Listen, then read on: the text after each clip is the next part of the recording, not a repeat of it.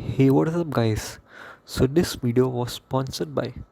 Just kidding, it's not sponsored by anybody. This is the brand new Amazon Fire Stick TV third generation. As you can see, the month of manufacture is Feb of 2021 and it cost about 5000 rupees, which is quite expensive, I must say.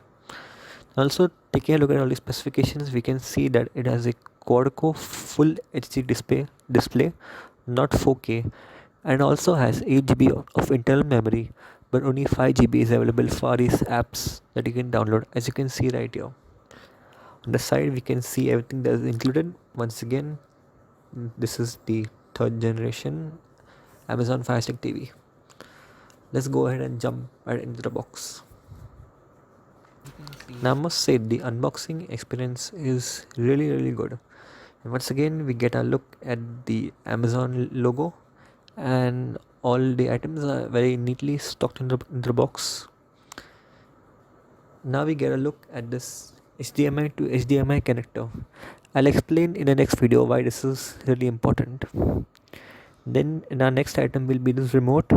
Now one thing I want to point out is just a few days later, this new Amazon remote just got released with the extra buttons at the bottom. So that's bad luck for me. Then we also get this power adapter, which is just a USB to micro USB charging cord and so on. And then here we have finally our Amazon Fire Stick. Going further into the box, we can get a look at our startup guide, and make sure you read this very well or else you may mess something up. Opening up the side compartment, which is actually cute, we get some Amazon Basics branded batteries, two AAA's, also an Amazon branded charging brick, which is kind of neat and good quality, and it also seems good quality. Now in the next video I'll show you how to set it up and so on, and I'll be showing you how the interface and the basics UI is gonna look and all. But for that, I will stay tuned for the next video. Anyways guys, thank you so much for watching and peace out.